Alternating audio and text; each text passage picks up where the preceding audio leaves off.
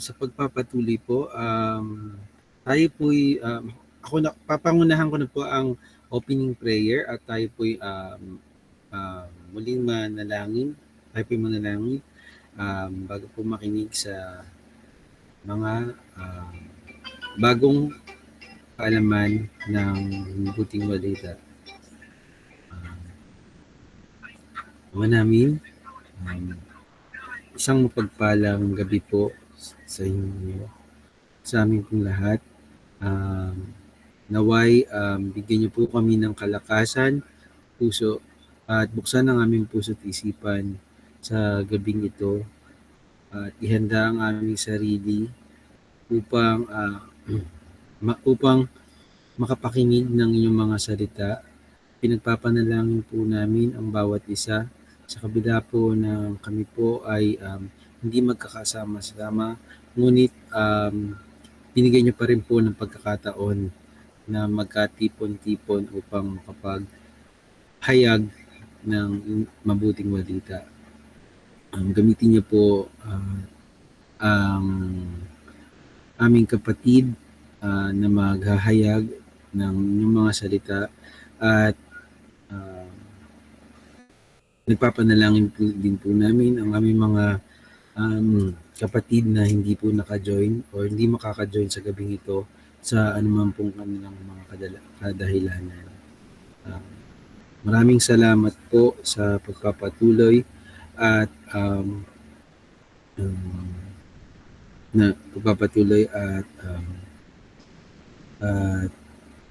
nagpapanalangin din po namin ang magandang weather, ang magandang communication at pagbibigay ng magandang background at ganoon din po ang may mga sakit at ito po'y aming dinadalangin sa matamis na pangalan ng iyong anak na si Kristo Jesus. Amen. Muli, good evening po at magandang gabi po sa ating lahat. Sa pagpapatuloy po na tinatawagan po or pangungunahan po tayo ni Bro Jan sa gabing ito upang matutunan natin ang mga bagong salita ng Panginoon. Magandang gabi po mga kapatid, magandang gabi po sa ating pong lahat at salamat po sa Diyos sa muli pong pagkakataon po na meron po tayo para po makapag-aral po sa kanyang mga salita. Pagkamat po pansamantala po na may skip po yung ating pong series lesson at isama po natin sa panalangin po si Brother Wilson sa kanya pong karamdaman din po ngayon. Kaya po hindi po siya nakapag-join sa ating pong Bible study ngayon pong gabi dahil po sa karamdaman po ng kapatid. Pero nice ko pong i-share po sa atin. Sa gabi po na ito ay matatagpuan po natin sa John chapter 11.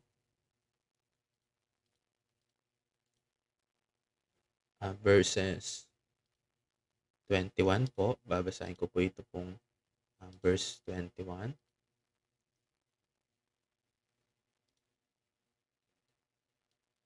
Hanggang pong sa mga sumusunod. John chapter 11 verse 21. Sabi po dito, sinabi nga ni Martha kay Jesus, Panginoon, kung ikaw sana'y narito, disin ng kapatid ko ay hindi namatay. At ngayon man na may nalalaman ko na anumang hingin mo sa Diyos ay ipagkakalob sa iyo ng Diyos.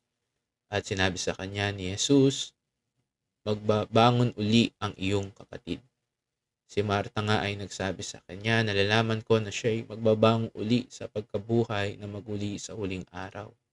Sinabi sa kanya ni Jesus, ako ang pagkabuhay na maguli at ang kabuhayan. Ang sumasampalataya sa akin, bagamat siya'y mamatay, gayon may mabubuhay siya. Sabi po sa verse 26, at ang sinumang nabubuhay at sumasampalataya sa akin ay hindi mamamatay magpakailanman. Sinasampalatayanan mo baga ito? minsan pa po tayong saglit po na manalangin para tayo po ay humingi ng patnubay po sa Diyos sa ating pong mga nabasa. Let us pray. Ama namin Diyos na dakila, banal at makapangyarihan sa lahat. Muli po Ama, kami po ay nagpapasalamat sa mabiyayang gabi na pinagkaloob niyo po sa amin sa pagkakataon na amin pong mapapakinggan ang inyong pong mga salita. At ang dalangin po namin, ang banal na Espiritu, ang siya pong pumatnubay sa amin pong pakikinig, sa amin pong mga puso, sa amin pong mga kaisipan, at hindi po makagawa ang amin pong kaaway sa amin pong paligid para po agawin po niya ang mga salita po ninyo, ang mensahe po ninyo na nais niyo pong ipaabot sa amin. Patuloy na patnubayan niyo po kami saan man po kami naroroon. Physically, hindi man po kami magkakasama. Amin pong pinapasalamatan ng pagkakataon na magtipon kami through online. Sa mga kapatid na hindi po namin kapiling, kay Brother Wilson na may karamdaman, ay sa inyo rin po namin patuloy na ninadalangin na kayo po ang magkaloob din po ng kagalingan sa aming pong kapatid. Muli po Ama, ang lahat po ng ito ay amin pong hinihiling sa tanging ngalan lang po ng pong bugtong na anak na si Kristo Jesus. Amen. Muli po, magandang gabi po sa ating pong lahat. Isa pa pong pagkakataon dito po sa John chapter 11 na kinlaim po ng ating pong Panginoong Jesus. Yung sinabi niya po sa verse 25. Ang sabi po niya, babasahin ko po siya sa English. Jesus said unto her, I am the resurrection and the life.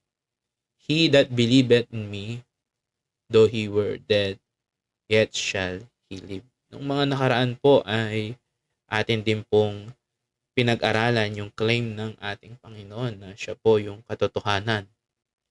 Nandun po yun sa John 14, kung paanong nakita po natin na siya yung truth. Sinabi niya doon na I am the way, the truth, and the life. Nung nakaraan doon sa John chapter 9, atin din pong nakita ang sinabi ng Panginoon na I am the light. Ako ang ilaw ng sanlibutan. Actually, 7 I am yon na nasulat ni Juan. I am the door. I am the bread of life. I am the good shepherd. I am the true vine. At isa pa po dito po sa claim po ng ating Panginoon na sinabi niya, I am the resurrection and the life.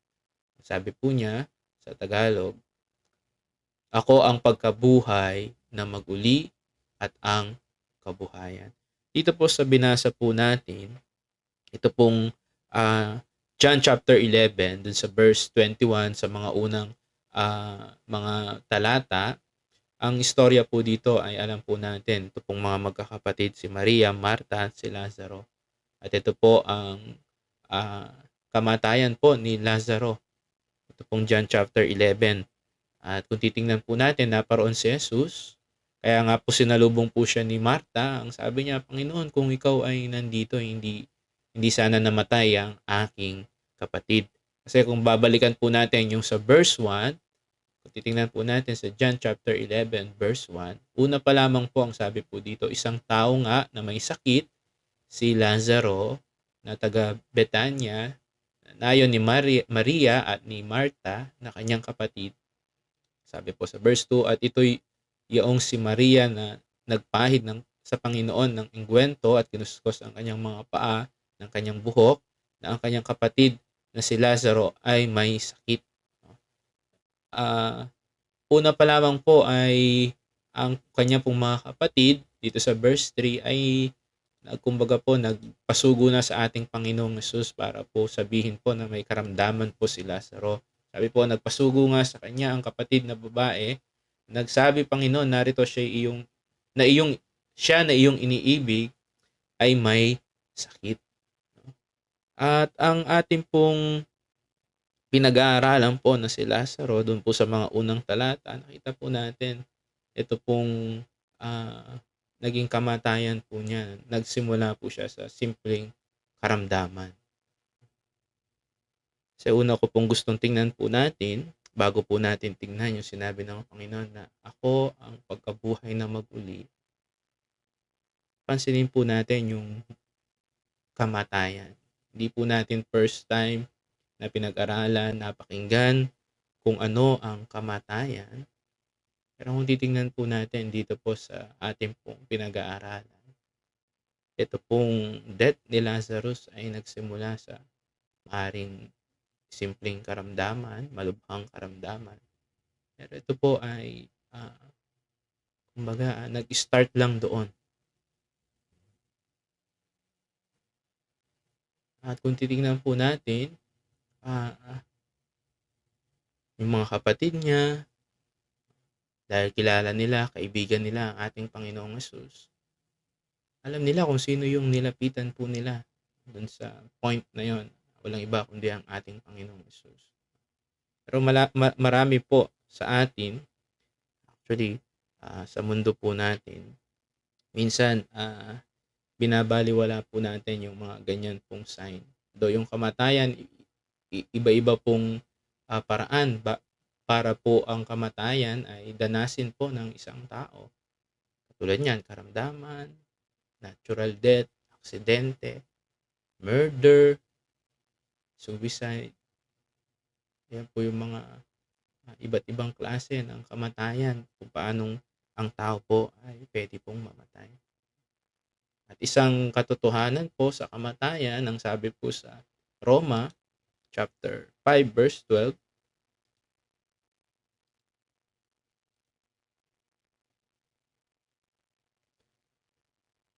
sabi po dun sa bandang dulo, siguro basahin na po natin ng buo. Kaya kung paanong nasa pamamagitan ng isang tao ay pumasok ang kasalanan sa sanlibutan at ang kamatayan sa pamamagitan ng kasalanan, pansinin po natin, bakit daw pumasok po ang kamatayan? Dahil sa kasalanan. At sa ganito'y ang kamatayan ay naranasan ng lahat ng mga tao sapagkat ang lahat ay nagkasala. Yung pong word po na naranasan. Minsan sa buhay po natin, pwede po tayong pumili ng mga bagay na pwede nating ma-experience. Kung natatakot tayo sa isang bagay, pwede nating iwasan yon na hindi natin ma-experience, tanggihan po natin. Pero ang kamatayan po, hindi po natin po ito matatakasan. Dahil ang lahat ay nagkasala. At ang sabi po sa Hebrews chapter 9, verse 27, Hebrews chapter 9, verse 27, ang sabi po, at kung paanong ilinakda sa mga tao ang mamatay na minsan, ay pagkatapos nito ay ang paghuhukom. It is appointed unto men once to die, but after this, the judgment. Kaya kung babalikan po natin yun dun po sa John chapter 11, appointed na po kay Lazaro that time yung pong kamatayan. Although kung titingnan po natin dun nga sa verse 1, iniisip ng kanyang mga kapatid ay ito ay simpleng karamdaman lang. Kaya nga nung sinabi nung kanyang mga alagad, sabi po dito sa verse 11 din ng chapter 11 ng John, ang mga bagay na ito'y sinalita niya at pagkatapos nito'y sinabi niya sa kanila, si Lazaro na ating kaibigan ay natutulog. Ngunit ako'y paparoon upang gisingin ko siya sa pagkatulog. Verse 12, sinabi ng mga alagad sa kanya, Panginoon, kung siya'y natutulog, ay siya'y gagaling.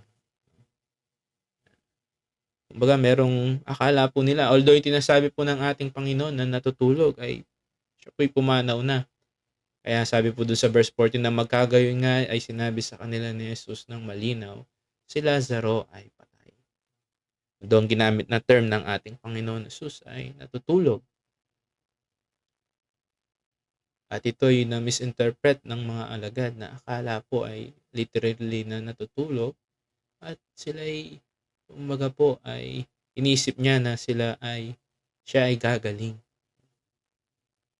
Pero dito po sa ating pong pinag-aaralan, yan po ang reality ng pong death.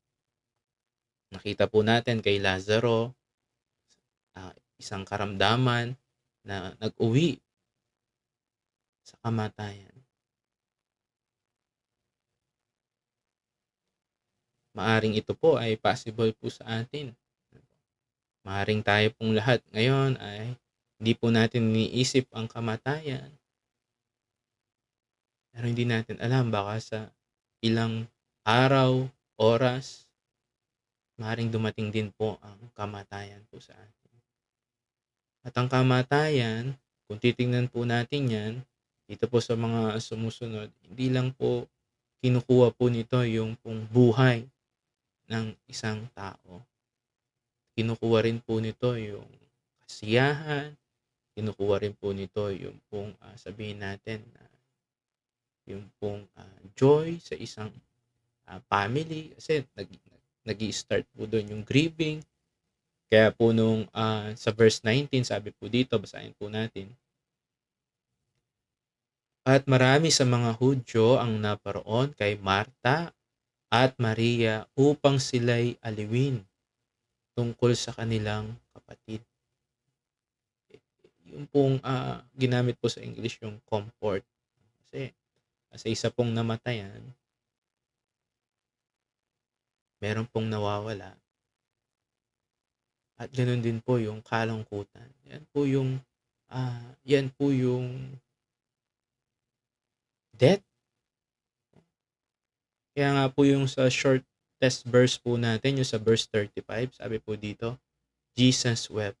Ito po yung isa po sa pinakamaikling verse, John 11:35. Tumangis si Jesus.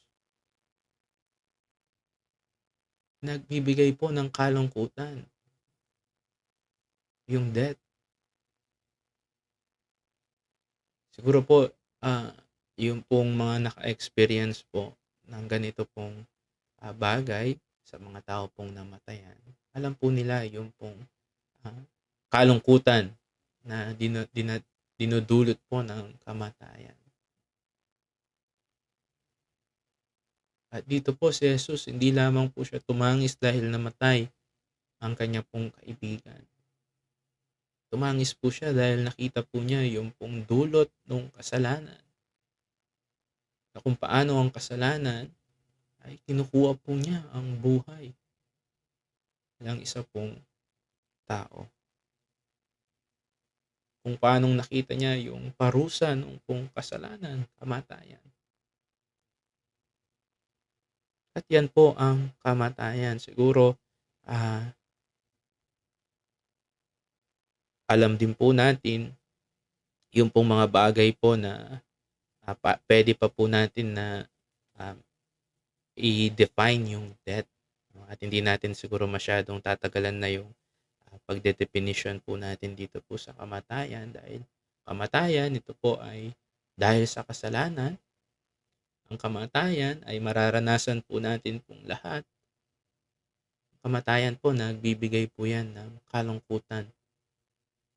Pero ang sabi po ng Panginoong Hesus, dun po sa claim po niya, dun sa verse 25, ang sabi po niya,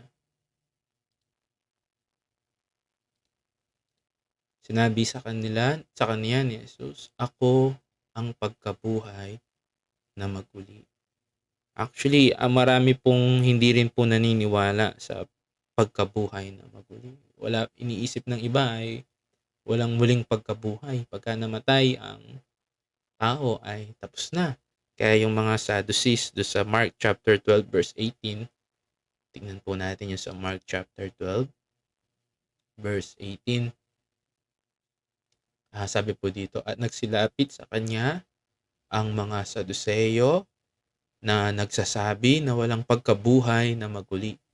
At siya'y kanilang tinalong at sinabi, dito po ang tanong po nila, yung pong dito sa verse 19, Guro, sinulat sa amin ni Moises kung ang kapatid na lalaki ng isang lalaki ay mamatay at may maiwang asawa at walang maiwang anak, ay kukunin ng kanyang kapatid ang kanyang asawa at bigyan ng anak ang kanyang kapatid. No?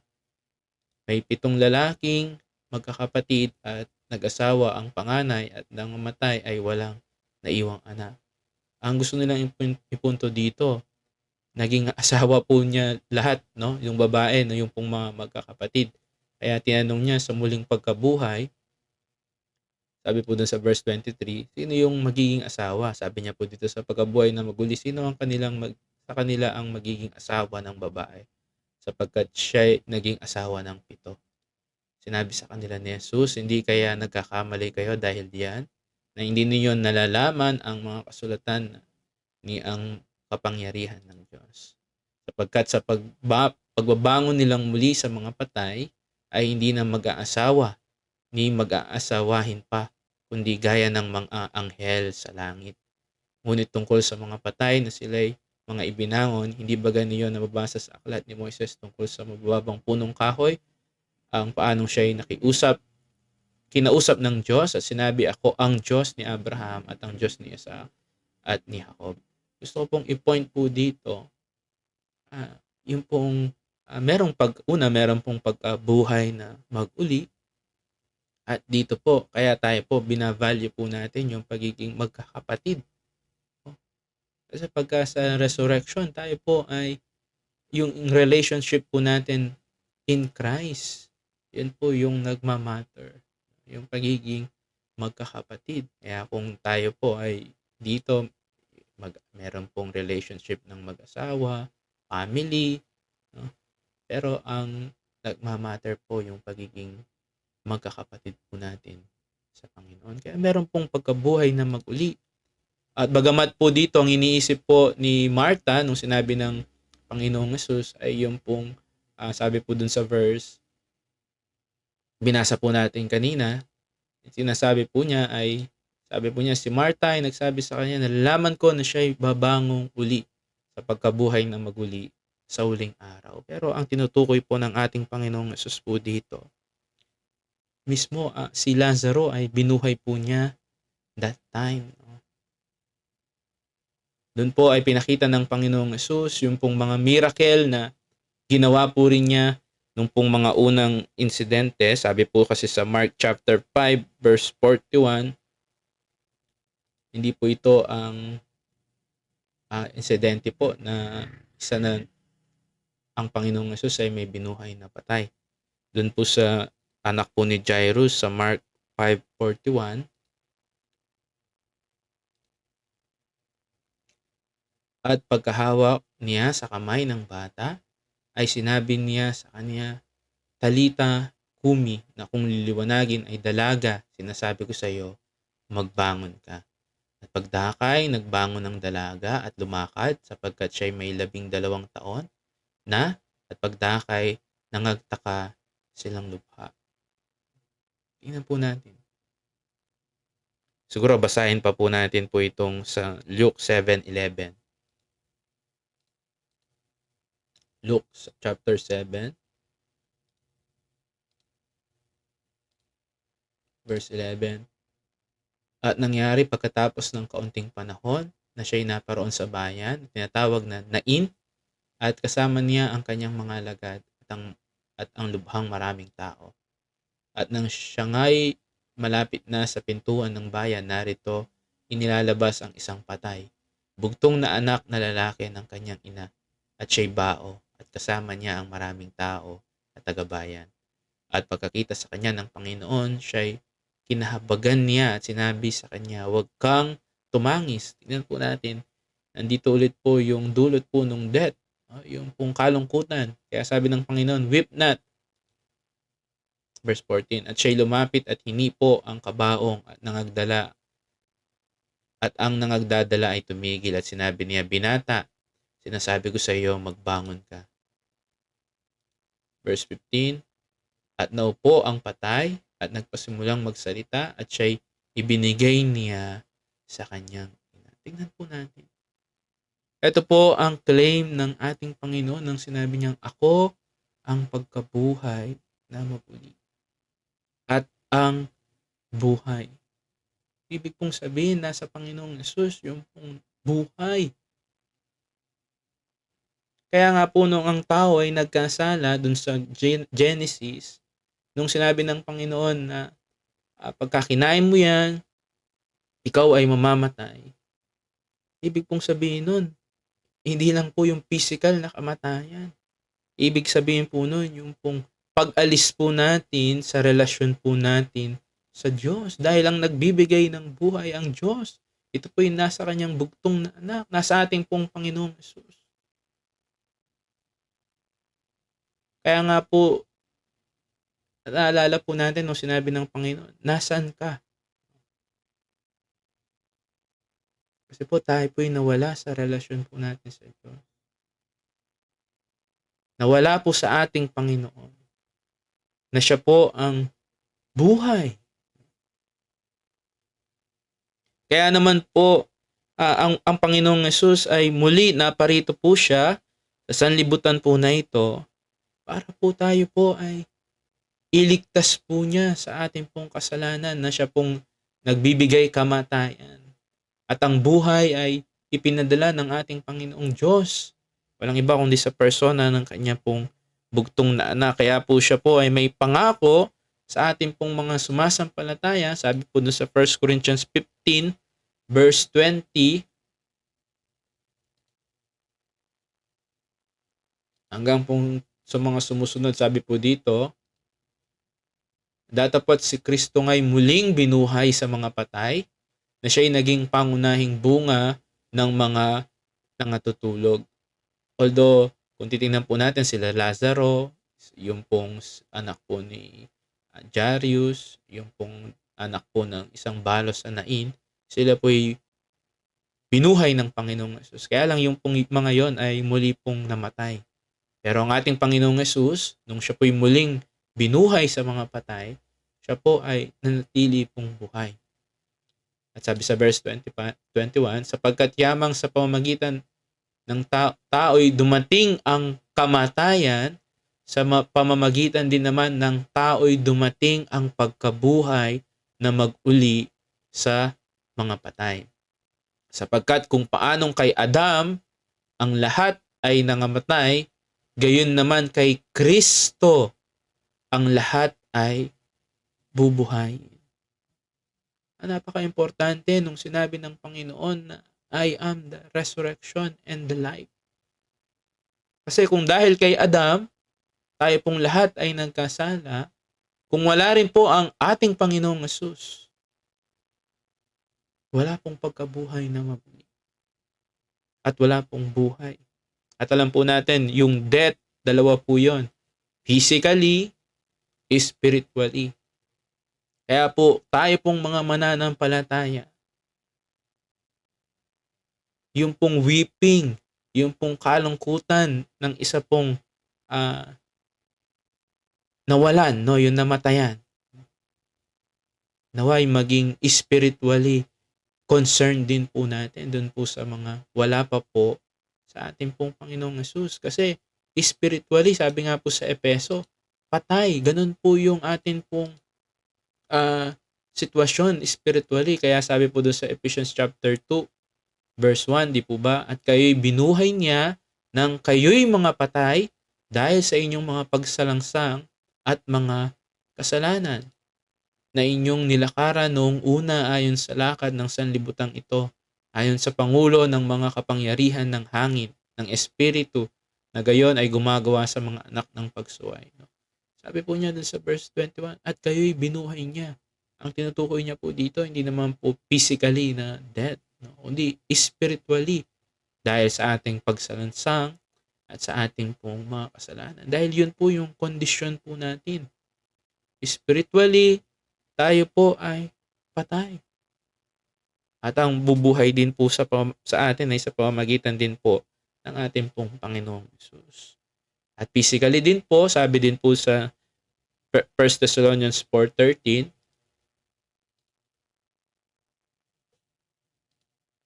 tayo rin po ay mabibigyan po ng katawan na katulad ng ating Panginoong Yesus pag tayo po ay kinuha po muli ng ating Panginoon doon sa rapture. Kaya sabi po dito sa verse 13, ngunit hindi namin ibig na kayo'y di makaalam, mga kapatid, tungkol sa nangatutulog, upang kayo'y wag mga lumbay na gaya ng mga iba na walang pag-asa. Sapagkat kung tayo nagsisimpalataya, si Jesus ay namatay at nabuhay na mag-uli, ay gayon din naman ang nangatutulog kay Jesus ay dadalhin ng Diyos na kasama niya. Sapagkat ito'y sinabi namin sa inyo sa salita ng Panginoon na tayong nangabubuhay na nangatitira hanggang sa pagparito ng Panginoon na hindi tayo mauuna sa anumang paraan sa nangatutulog. Sapagkat ang Panginoon din ang bababang muli sa langit na may isang sigaw na may tinig na arkanghel at may pakaka ng Diyos, at ang nangamatay kay Kristo ay unang mga bubuhay na maguli. Alam po natin, tayo po ay muli pong, ito po yung sabi po dito, mga bubuhay na maguli. Kasi sa rapture, siguro po pagka minsan po ay ituturo din po sa atin po ni Brother Wilson yung pong sa rapture. Ang rapture po, ito po yung pangako ng Panginoon na siya po ay muling babalik. Tayo po, kung hindi pa dumating ang rapture, pagka tayo po'y namatay, ang ating pong kaluluwa ay mapupunta po sa langit. Hindi po siya, kumbaga, nandito sa sanlibutan, nagiging multo. Hindi po. Ang ating pong kaluluwa ay mapupunta po sa langit. Pero pagdating po ng rapture, ang ating pong katawan ay papalitan ng Panginoon at bibigyan po tayo ng katawan na makalangit, na siya pong magiging katawan po natin sa langit, katulad po ng katawan ng ating pong Panginoong Hesus. Makikita po natin yun sa Filipos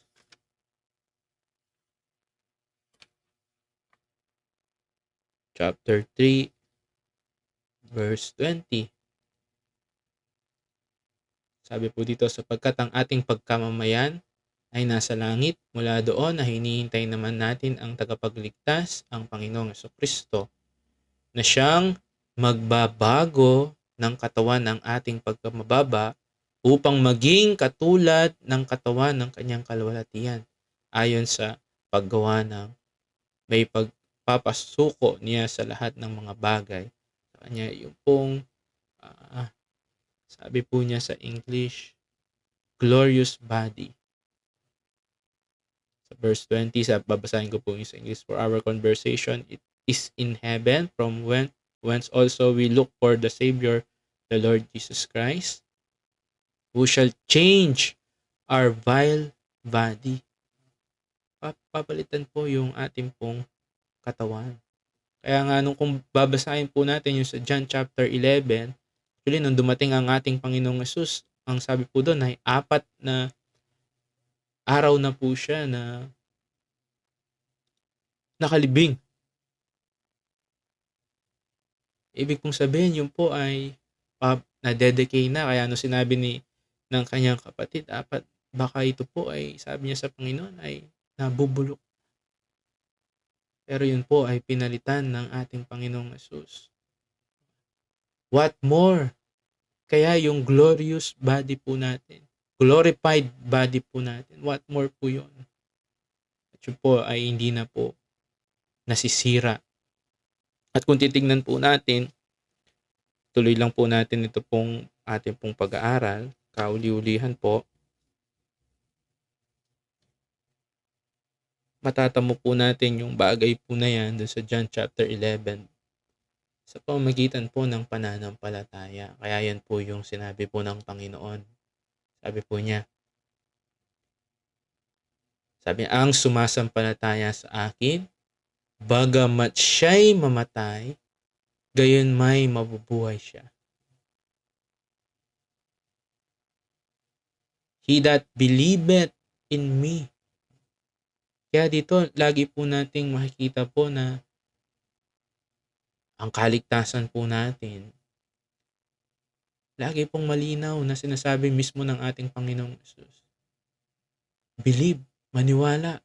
At yun din po yung tinanong po niya. At ang sino mang nabubuhay at sumasampalataya sa akin ay hindi mamamatay magpakailanman. Ano po yung tanong niya? Sinasampalatayanan mo ba ito? Pinaniniwalaan mo ba ito?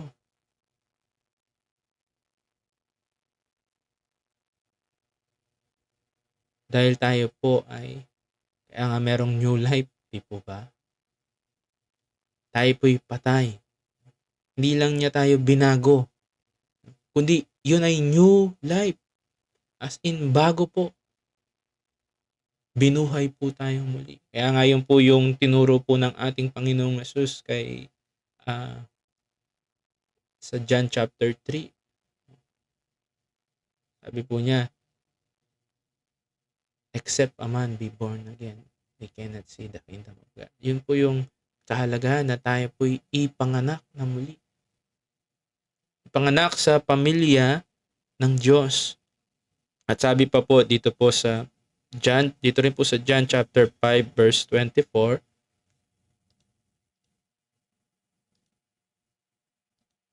mga talata po, sabi po niya rito, katotohanan, John 5:24, katotohanang sinasabi ko sa iyo, ang dumirinig ng aking salita at sumasampalataya sa kanya na nagsugo sa akin ay may buhay na walang hanggan.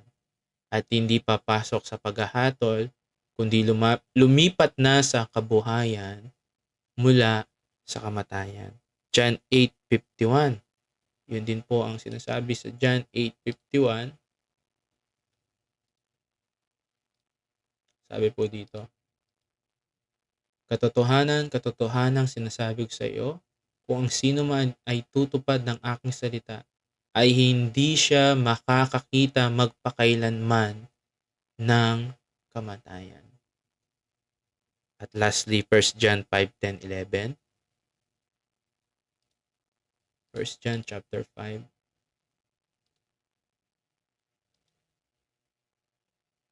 Ang nananampalatayang sa anak ng Diyos ay may patotoo sa Kanya.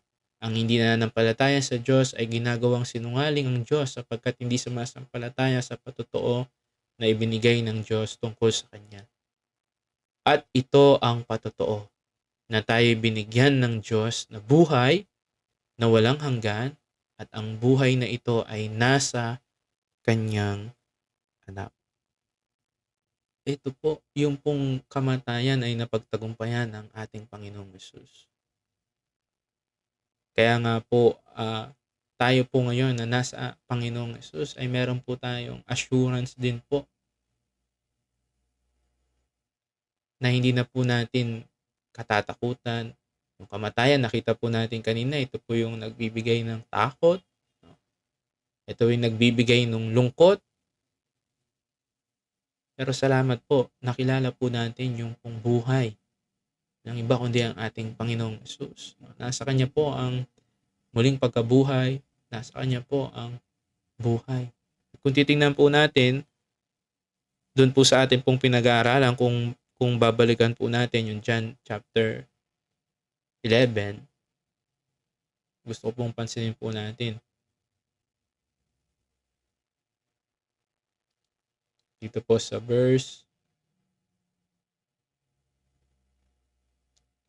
bandang dulo po.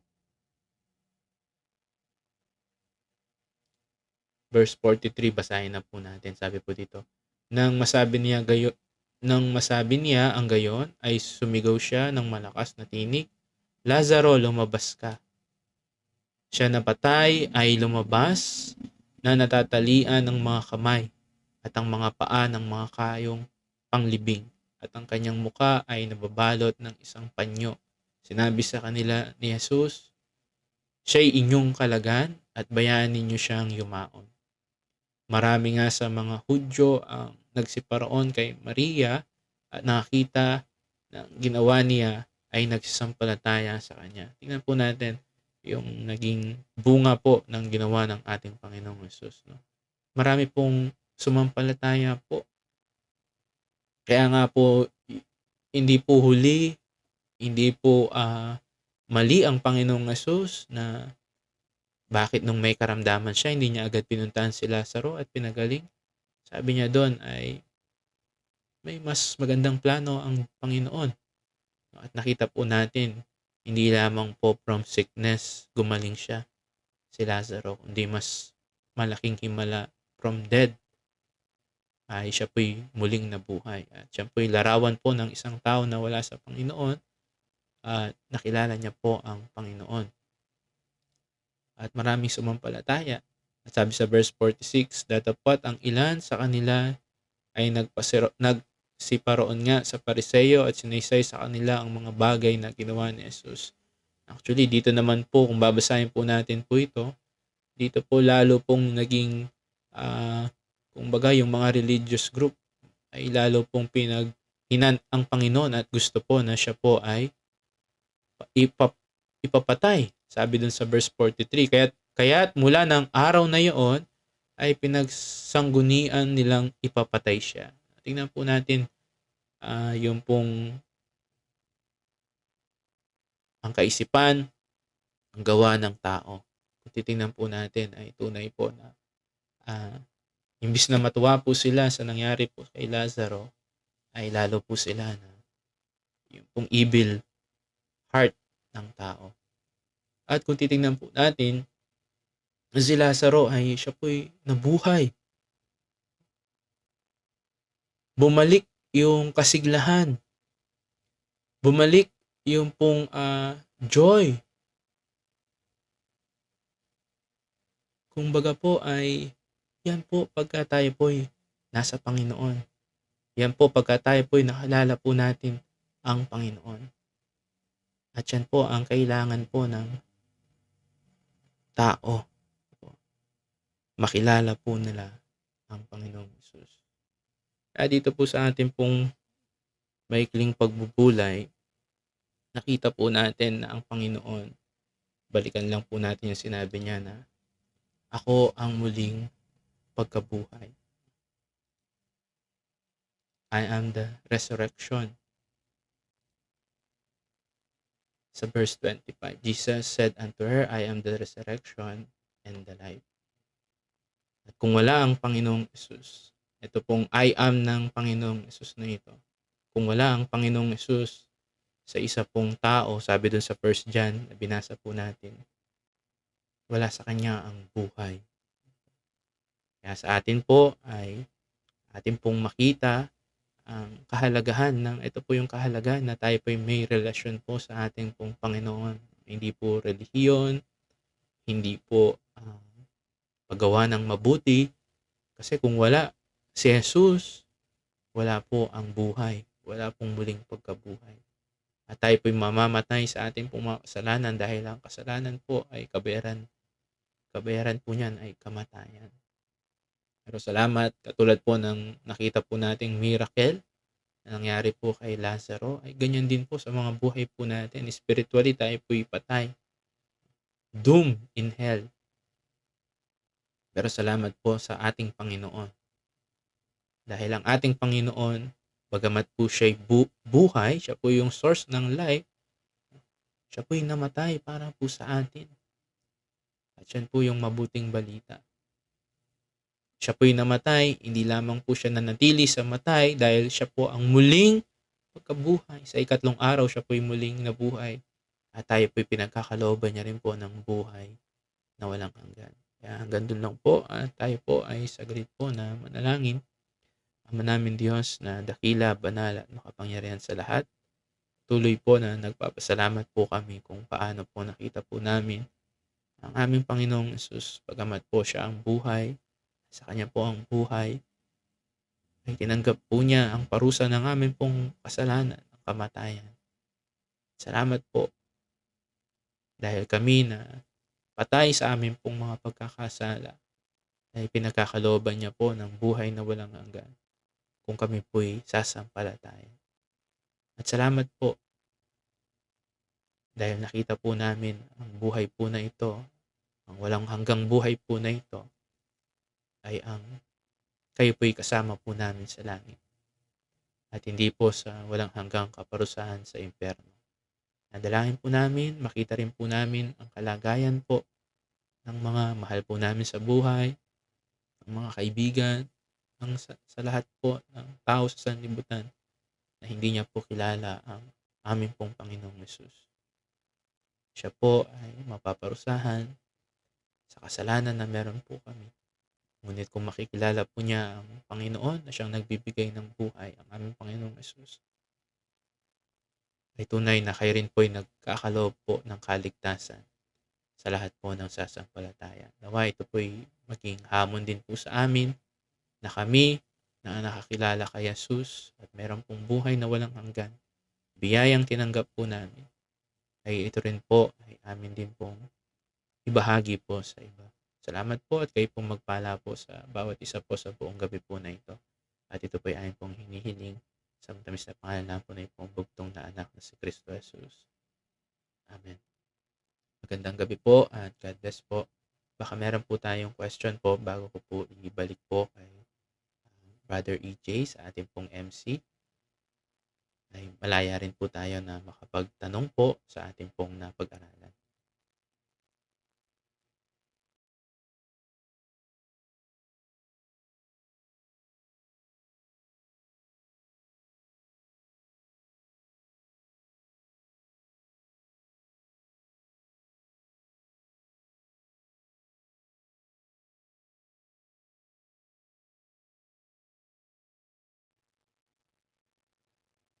Sige po.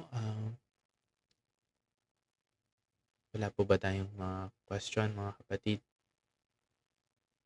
Siguro po ibalik ko muna po kay Brother EJ.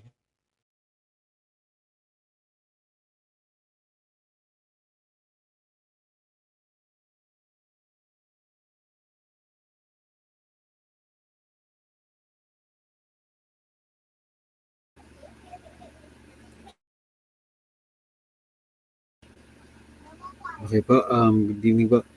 Marahil po, lubos po natin siguro pong naunawaan ang ating napag-aralan sa gabi ito.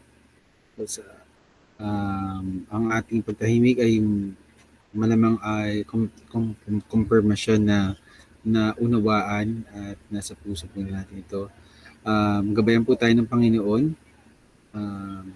At sa pangwawakas, muli po tayong umawit yung sa inaalay ko.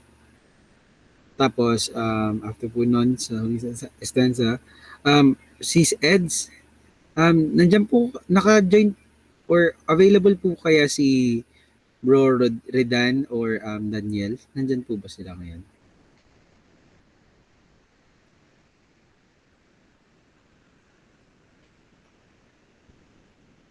Okay. So, Bro Redan, sige po, Bro Redel Bro Redan, kung ano po, sa pangwawakas po ay kami po pangunahan niyo po ang huling prayer o pangwawakas na prayer after po natin kumanta. Sige bro, nag-echo lang kanina, hindi ko masyadong narinig. Sorry. Okay po, sige po. Yun po, sa pangwawakas mo, muli muna po tayong umawit sa inaalay ko. Salamat po.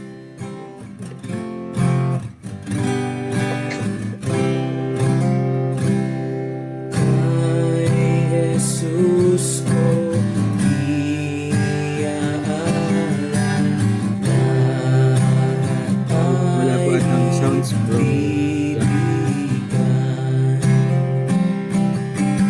Siyang aking asahan. Nakamute yata bro dyan. Wala po ba siyang sounds, Brother? Wala po. Ulitin ko po. Ay!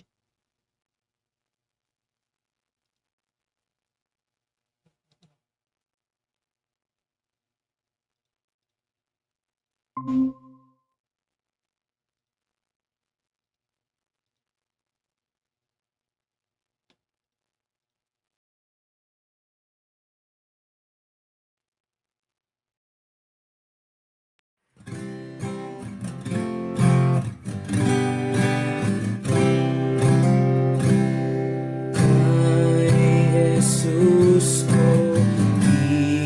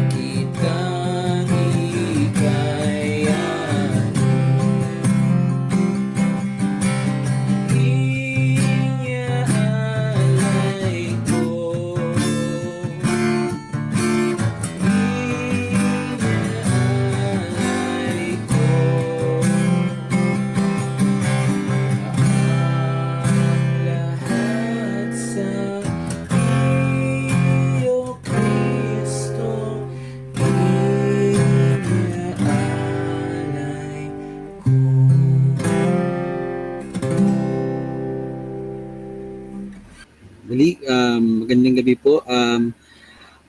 Muli po tayong pangunahan ni Brother Dan sa pangwakas na panalangin.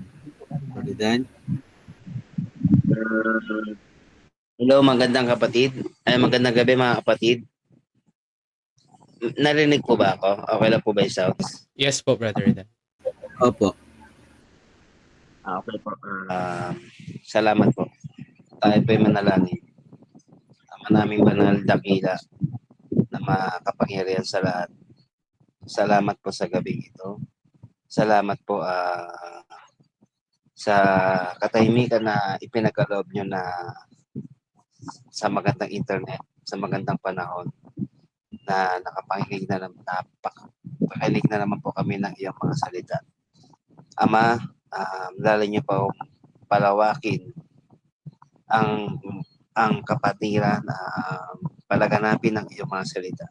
At nagpapasalamat din kami, Ama, sa mga taong ginagamit mo upang magayag ng iyong salita. Bagamat hindi kami magkakasama sa mga yun, nagkaroon kami ng chance na makinig ng mga salita.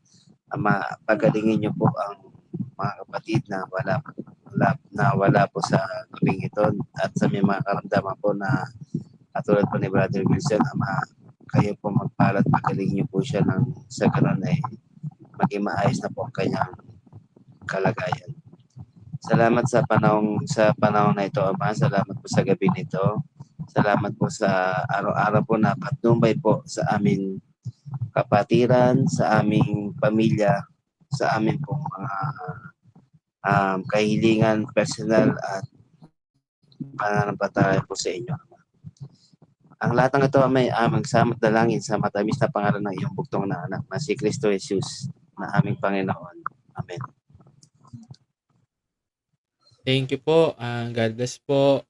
Magandang gabi po mga kapatid. Thank you po. Good night po. See you po sa Sunday po.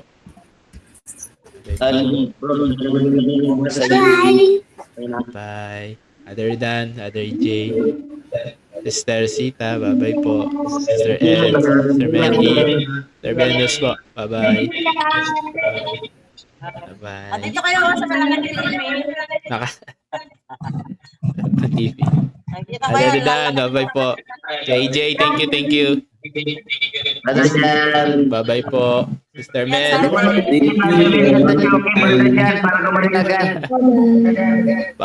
Parang na-food poison daw po siya eh. Parang na-food poison daw po. Hindi ko alam kung saan eh. Kaya po, pag-pray po natin. Bro, dyan tuloy kayong men's natin bukas? Sa Sunday po, hindi ko lang... Ay, sa Sunday pala.